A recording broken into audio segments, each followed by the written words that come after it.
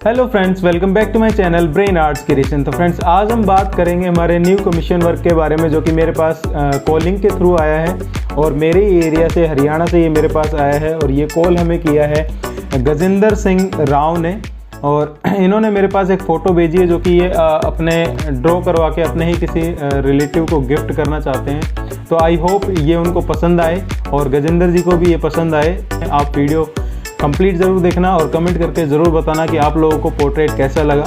तो चलिए वीडियो को स्टार्ट करते हैं।